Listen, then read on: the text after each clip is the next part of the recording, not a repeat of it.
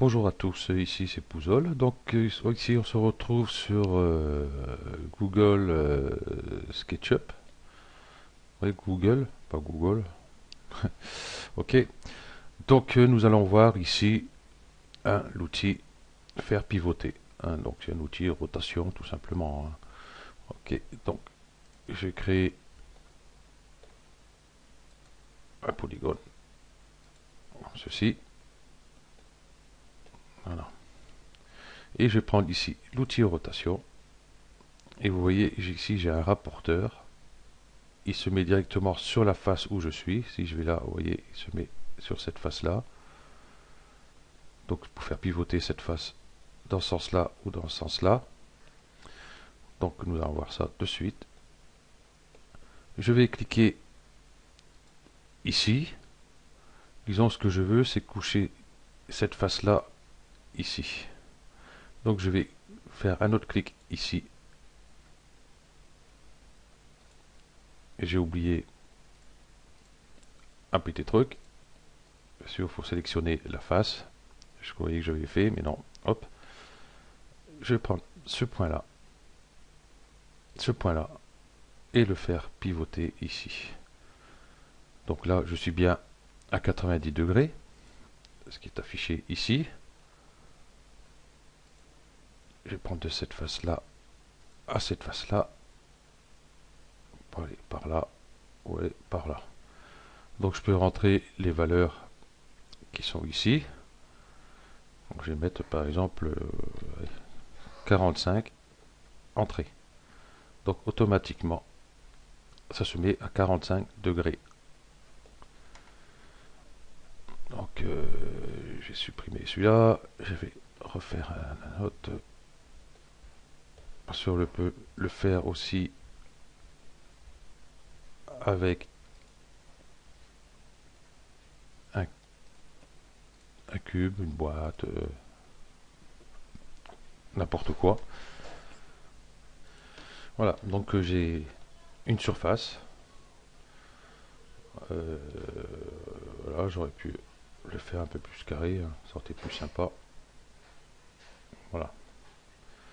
Ok. Donc je vais prendre ici l'outil pivoter. Je vais mettre par exemple sur cette face là. Et je vais aller sur cette face là. Je vais d'abord la sélectionner. Voilà. Et je vais faire pivoter d'ici à là.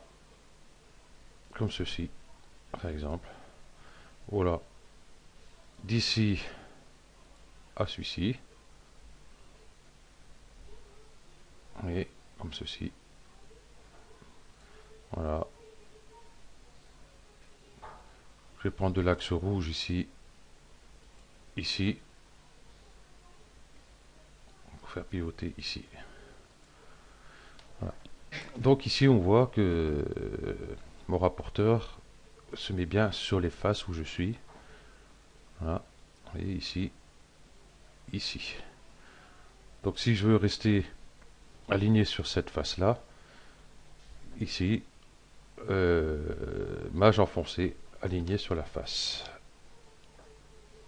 Donc mage, je clique sur mage et je vois que je peux aller n'importe où, je resterai toujours sur cette face là.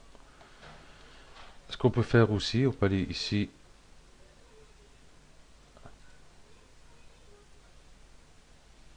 et là, voilà, faire pivoter sur lui-même. Voilà, ok. Ça c'est fait. Je vais faire, hop, le mettre dans ce sens-là. Si je clique ici, CTRL, vous voyez, j'ai mon curseur, on voit bien la rotation, plus le petit plus qui est dessus. Et vous voyez, je peux le dupliquer avec une rotation dessus pour créer un autre volume à côté. Voilà. Bon, ça, on en reparlera plus tard, parce qu'on peut faire des trucs sympas avec ceci. Donc voilà, nous avons vu ici l'outil rotation, enfin faire pivoter hein, un objet, enfin un volume, un polygone. Ok, donc c'est tout ce que j'ai à dire dessus.